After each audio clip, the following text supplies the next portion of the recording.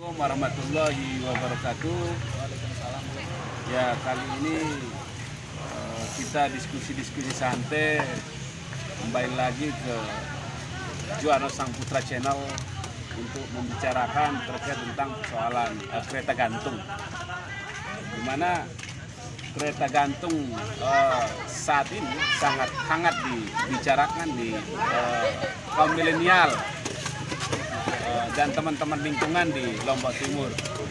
Nah, saya pada malam hari ini ketemu dengan beberapa tokoh lingkungan, tokoh-tokoh besar yang intens berbicara tentang lingkungan. Nah, kali ini saya akan mencari pendapat atau pesan atau masukan ke pemerintah pusat maupun ke pemerintah daerah terkait tentang kereta gantung ini. Nah, kali ini saya ingin mencari tanggapan kepada tokoh-tokoh lingkungan, seperti apa sih kereta gantung ini kok rame dibicarakan gitu. Apakah teman-teman lingkungan senang dengan kehadiran kereta gantung ini atau ada permasalahan lain terkait tentang kereta gantung kemudian rame dibicarakan saat ini. Ya, kali ini kita langsung saja ke narasumber pertama kita, ke Bung Ahmad Joni. Kayaknya dia lagi konsen WA Nina kayak ini, tapi kita akan cut dulu terkait tentang itu karena kita mau serius bicara tentang kereta gantung. Ya, perkenalkan, kita berikan kesempatan. Baik, terima kasih banyak. Selamat siang. Jumpa lagi kita pada malam hari ini di acara ngotok-ngotok biasa bersama channelnya Bang Jarno terkait dengan kereta gantung. Dari saya perkenalkan diri, saya nama saya Ahmad Joni. Kebetulan saya juga selaku pegiat lingkungan sih sebenarnya. Cuman sekarang lebih aktif di profesi dan menjadi Dewan Kode Etik di Forum Mas Lalu. Baik, sebenarnya wacana kereta gantung ini sudah diwacanakan dari sekitar tahun 2020 ya. Ini sudah direncanakan oleh pemerintah pusat, ini yang punya KW pemerintah pusat, dan kemudian melalui pemerintah daerah yang ada juga di Nusa Tenggara Barat. Dan kemudian dari wacana itu kemudian muncul spekulasi yang dilakukan oleh beberapa kawan-kawan lingkungan, khususnya yang paling gentol menolak adalah seluruh kawan-kawan pecinta alam yang ada di Lombok Timur. Bahkan sempat membuat sebuah aliansi dulu namanya Rinjani Membanjir. Cuman saya melihat perkembangan dari aliansi itu, entah saya tidak tahu apa persoalannya sehingga aliansi ini tidak masif untuk melakukan penolakan itu. Padahal dia tidak berpikir bahwa master plan dari kereta gantung sebenarnya tetap berjalan karena ini adalah proyek raksasa, proyek nasional sebenarnya, yang sebenarnya walaupun ditolak, kalau bahasanya ketua Formagus sempat saya berdiskusi dulu, dia bilang bahwa ini tetap akan berjalan. Nah, tapi sebagai kawan-kawan lingkungan sebenarnya harus jeli dalam persoalan ini, misalnya kawan-kawan yang tergabung dalam Rinjani Memanggil ini. Nah, sehingga dengan responsif saya sempat menciptakan lagu itu kan namanya kereta gantung, menolak kereta gantung. Menolak kereta Ya, gantung. menolak kereta gantung. Saya menciptakan lagu itu. Artinya sebagai bentuk kritik saya sebenarnya, karena melihat Kritik pedas lah, kritik kritik pedas. pedas. Melihat Kalah sambal totok. melihat kawan-kawan di Rinjani Membanggil ini gerakannya tidak gercep begitu loh. Padahal mereka ini kalau dalam keseharian gentle banget tentang lingkungan, hari ini berbicara tentang kelestarian, berbicara tentang konservasi dan lain. Tapi hari ini ketika berbicara kebijakan mereka tidak bisa melakukan hal-hal sedikit pun tentang melakukan penolakan. Ya, tahan dulu Pak John.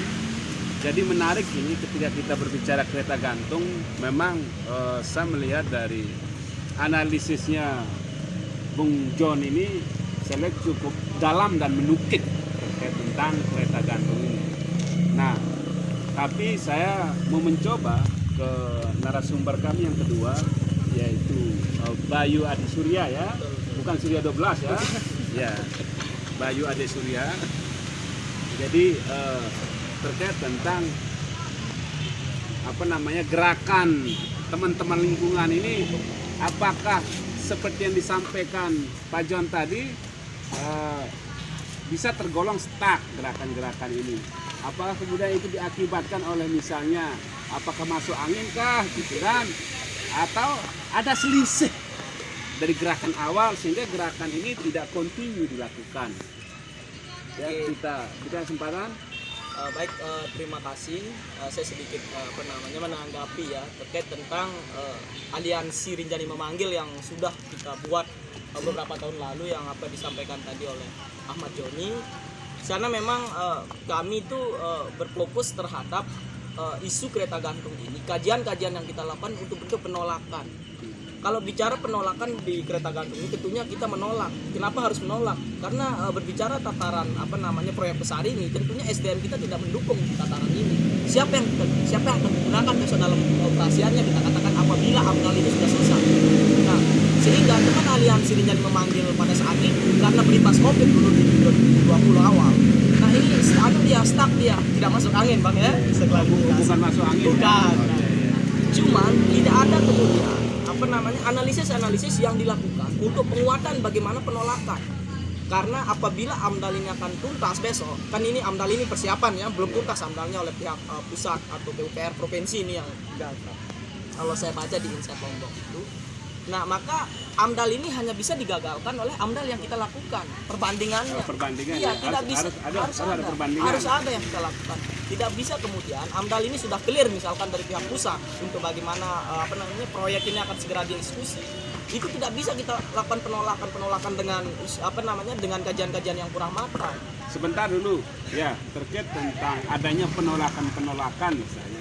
Kalau kita lari ke plus minus adanya kereta gantung ini, sejauh mana sih kalau misalnya ini dibuatnya kereta gantung ini, sejauh mana sih dampaknya kepada masyarakat? Apakah berdampak positif ataukah berdampak negatif? Nah, ini yang kemudian yang saya ingin bertanyakan. Oke, baik.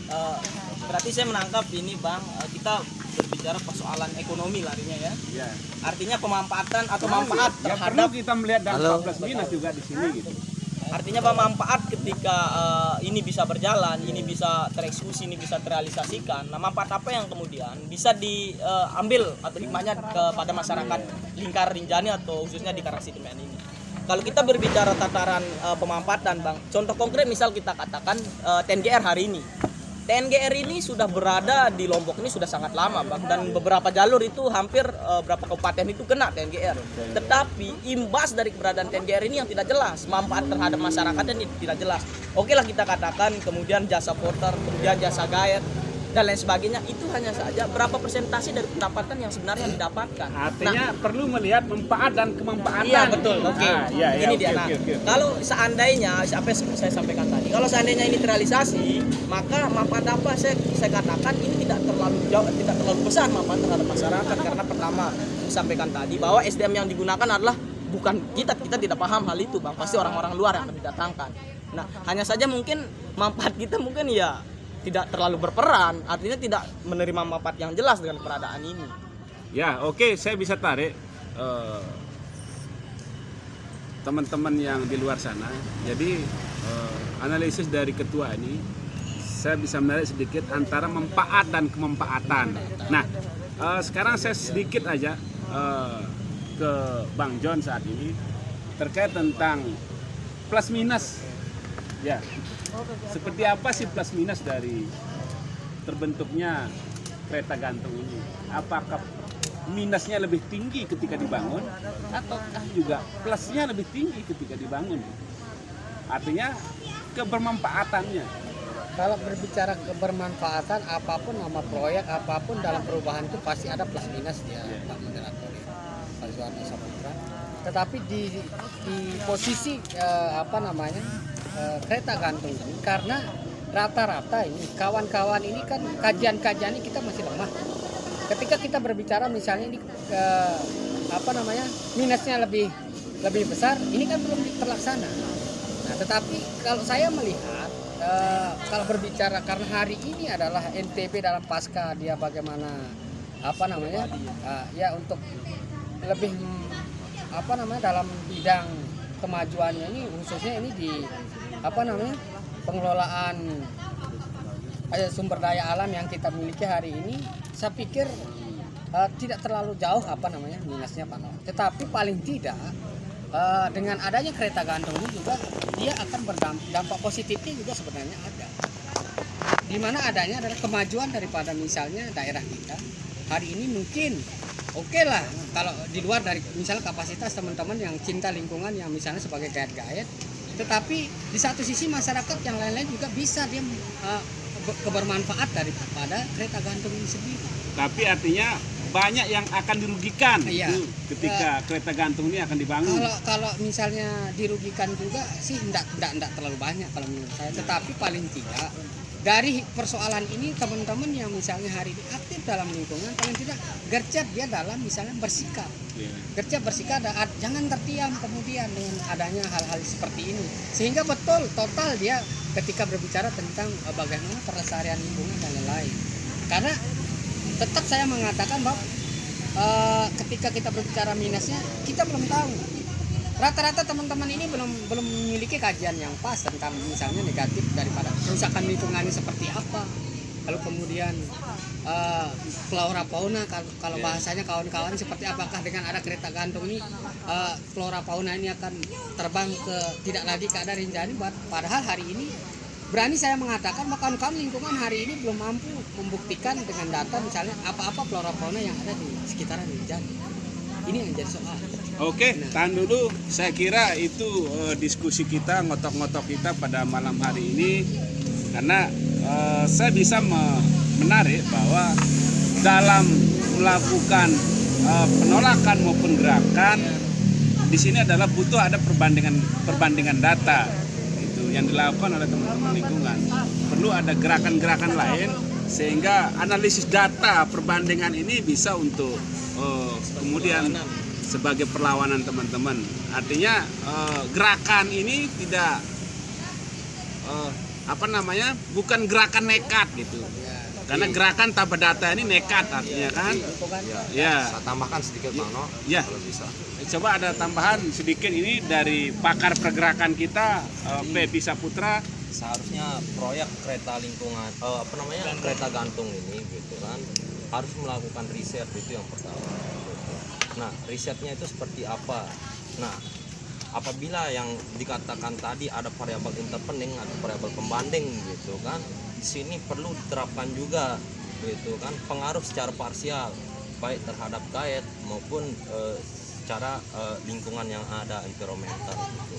Jadi di sini kalau tanggapan saya jangan hanya berpikir parsial di dalam proyek ini keuntungan pribadi, tetapi berpikirlah secara simultan bagaimana pengaruhnya terhadap gaet maupun masyarakat atau lingkungan sekitar. Nah, tentunya yang mempunyai proyek ini adalah sebuah proyek besar yang menginginkan profit untuk kepentingan individual atau kelompok tertentu gitu. Tetapi di sini perlu diketahui Rinjani itu penuh dengan kesakralannya, kemisteriusannya, penuh dengan gitu. Karena apa? Fokus di anu lanjut di agama apa? Di dalam riset terdahulu orang-orang tua terdahulu begitu. Rinjani itu adalah tempat kesucian begitu. Nah, perlu dipertimbangkan juga.